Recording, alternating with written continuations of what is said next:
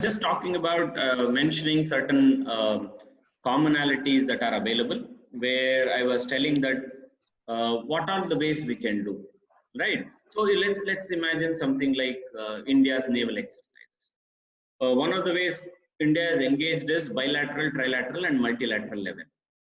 What India has done is annually it has had certain bilateral naval exercises. It has also had trilateral ones, and it had also had multilateral ones. Closer to two multilateral one, and then to one biannual this thing. What is a activity that we have had, and then two per year were also something. Some of them had happened. So now, irrespective of whether it has to be always with India is not our concern. If Pakistan and if China can come together and do something like that, if we shouldn't be having problem, if they should not have problem, if United States and India can come together, or United States and Japan can come together, United States and for that matter, if France can come together. So that shouldn't be an issue that one need to worry about, right? Now the idea here is to make sure that to secure certain global commons, each of our maritime security is very important for the South Asian states. I was also trying to tell that because this component of prosperity is something that we have spoken about. Now India is leading from the front. That is very important component, because if India doesn't lead from the front, there is nobody else who can do this.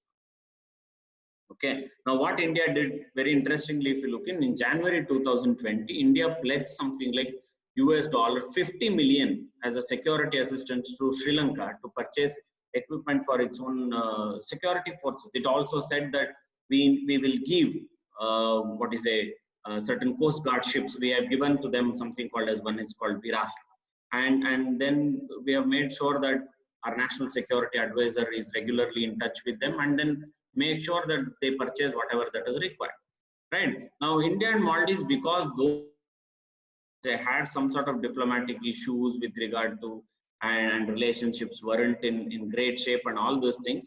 But at the same time, we have also given them Dornier aircrafts for their maritime surveillance. And this agreement also has gone beyond, because in 2019, December 2019, we have also given them fast interceptor craft to the Maldivian Coast Guard, because we thought there is necessity to do this one, because way back in 2013, we had given them two advanced light helicopters for the medical research, air sea rescue operations, and many other things, because their coastal radar stations have to be made functional and they have to be made little more robust. So that's the reason we contributed to that one. Now this is the type of cooperation that is expected, because when you visit any of the South Asian nations, you will understand that they expect India to do much more than what it has been doing so far. It says that India is all overwhelming. We know that one. But at the same time, there is a necessity for us to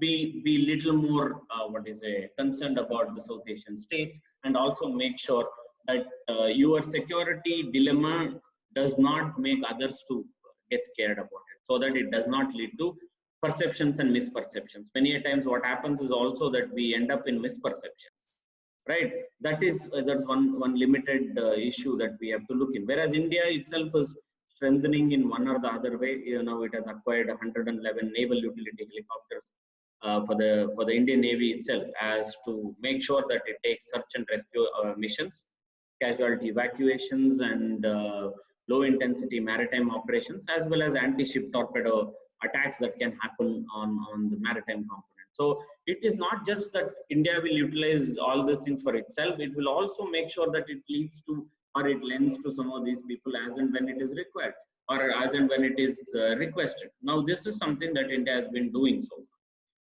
Now the Indian Navy as such is on an expansionist way, no doubt about it. They have got their pie after 2008 attack, because of our maritime limitation that we had with regard to 2008. After that one, they have been getting, but at the same time, they're making sure that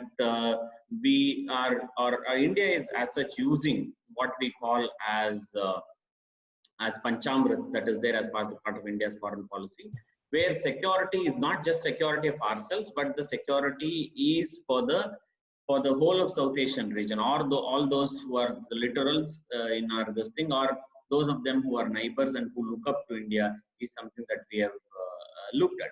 Now, at the same time, India needs to make sure that our integration that has to happen between the coastal radar system, and then we also have the Indian Navy, which has to deal and then make sure that there are no issues or threats from piracy, human traffic, and then dangers to shipping itself, because that becomes the backbone of our economy itself. So that is one of the major cases of concern.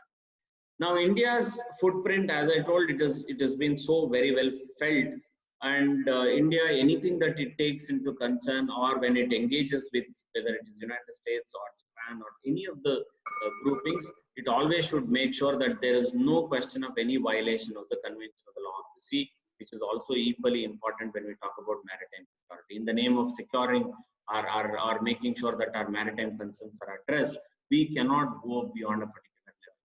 Now, on the other hand, as a leading naval force, Indian Navy should make sure that it will bring in certain like-minded nations of the South Asia and make sure that we come up with a framework. As I was mentioning, the regional security complex I was talking to, it has to come up with something as the Indian Ocean Maritime Security Architecture. Now, until and unless that happens, and India tries stepping into that net security provider's position, we will not be able to bring responsible component into our system itself. Now, that limitation should be taken care of in one or the other way. How do we manage then issues of piracy and other things? We have umpteen number of international conventions. We also have many of them which are equally felt by each of these nations, whether it is Bangladesh or anything. Now, 2-3 things with regard to the mindset. One, in the last, let's say, half a decade, India has gone beyond that behavior of considering someone as not useful at all, or thinking about some of these nations as too small a nations to respond or anything. Now, India has gone beyond that one. India is actually trying to respect each of these nations and making sure that it deals with them in a proper way. One.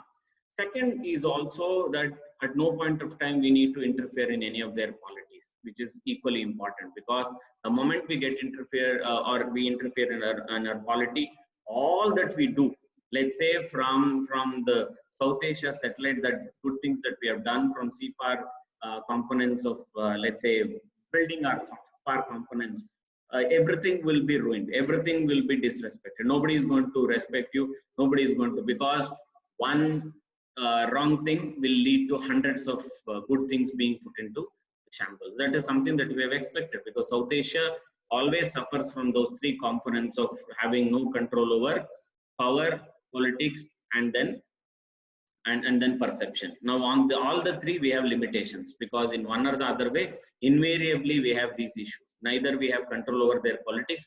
If we try interfering, it backfires in a different way. And then we have issues of perception. As I told you many a times, we don't have control over perception. Our Prime Minister is respected with garlands, and they shower flowers to everything they do for the Prime Minister. One Madheshi movement happens in Nepal, and the tide turns other way around. Then the same people on the road, they burn the effigy of the Prime Minister. So that fast it can change. That's the dynamic of international relations. That's the reason we say how fluid is a scenario with regard to when we talk about South Asia. Okay. Now when we don't have control on those things, it's better to make sure that we make them as stakeholders. When you make them stakeholders, it's like let's say there is somebody who's complaining, or there is somebody who's notorious in a class. The best thing that a teacher can do is make that person only the class leader, or give him more responsibility to deal with. Right? Let's say if Sri Lanka is complaining, if Bangladesh is complaining, Maldives is complaining, somebody else is complaining, give them more responsibilities, make them stakeholders, and don't think that every time we ourselves will be in a position to deal with everything. That's not the way international relations actually function. So that is the perceptional component that India needs to work a little more to make sure that our maritime security is also dependent on the maritime security of the other South Asian states. It's not an exclusive component at all. If India thinks that my maritime security is taken care of, what is big deal about why we have to worry about Sri Lanka, why we have to worry about Maldives, or why we have to worry about Bangladesh? That's not the way probably an emerging power, or for that matter, a power that thinks that it has to be reckoned with should think in that perspective. So that's my very personal opinion. I subscribe to it, where I've said time and again that somehow the South Asian states should look up to India as a net security provider. If India can utilize its navy, which is formidable at this juncture, which can take on anyone for that matter at this point of time, should be in a position to help out to any of these people as and when it is required. No doubt about it. And it should not depend too much about to discuss about any of these things in annual fairs. It should not worry about how to take forward SARC. Many of these things can be dormant and they can become talking top. Rather, it should go out of box and then convene meetings. Use the national security advisors of each of these nations, or use those people who are at the helm of affairs, and then talk about a security architecture that you can bring in. As I was mentioning, a maritime security architecture where you make these people stakeholders, where you make them to understand what they're going through. And bandwagoning will help many of these people because they are smaller nations. Their resources will not be in a position to take care of their maritime security. But with the help of India, which is in a good position to take care, it can make a difference. So those are certain points that I was talking about. You have the traditional and non-traditional, both components that are to be taken into consideration when we talk about maritime security.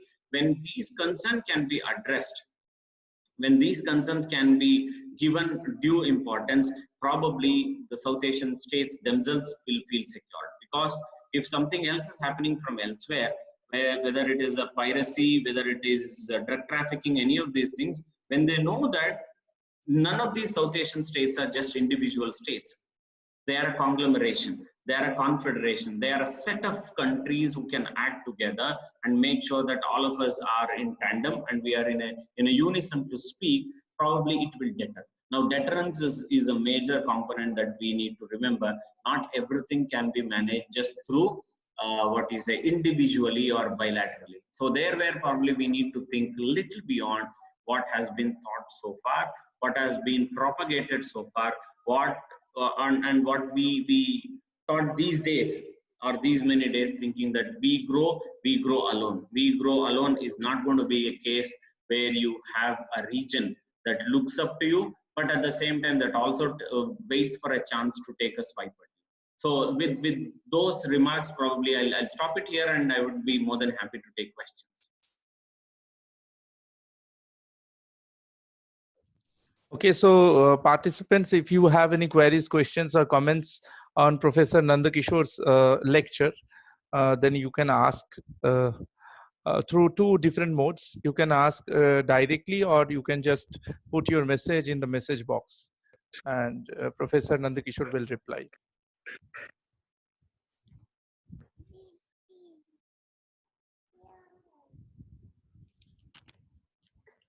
And when asking questions, you just unmute from your side and just ask directly to Professor Nandakishore. Whatever is convenient to them, either they can type. Ashish.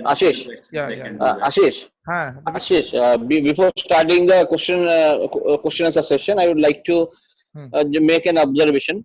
Okay. At first, I would like to convey my special thanks to Dr. Nandakishore for delivering an outstanding lecture. Dr. Kishore had actually covered all aspects of maritime security in South Asia and Indian Ocean littoral states. Actually, he started from actually security aspect, conventional security, traditional security, and non-traditional security. Then he talked about the role of non-state actors, and he talked about the maritime business and how the not only Indian Ocean littoral states, how the other landlocked states of South Asia like Bhutan, Nepal, they can be affected by the by the maritime security of South Asia. And he talked about the security vulnerability of Bangladesh, Sri Lanka, and Maldives. As we know that before 2008, there was no naval force in Maldives. In 2006, the Indian Defense Minister, Mr. Pranab Mukherjee, had gifted a warship to Maldives. And regarding security, Maldives is totally in vulnerable situation. For the last few years, we have seen the newly actually reconnection between the Maldives, India, and Sri Lanka regarding the maritime security. Dosti 12 exercise was started between trilateral, Maldives, Sri Lanka, and India. And not only that, after being the Prime Minister of India, Mr. Modi visited Seychelles and Mauritius, and also planned to visit Maldives. And he had planned to actually bring together all the South Asian states along with some African states to make a big confederation of maritime security. Now concern is that there are some islands problem. Island security problem is concerned. As far as island security is concerned in South Asian region, one island is situated in Bangladesh, southern part of Chittagong. It is Saint Martin Island. China, United States of America, and other extra-regional powers already had given offer to Bangladesh government to take lease this island. This regarding the actual strategic situation, strategic importance. This island is very much important.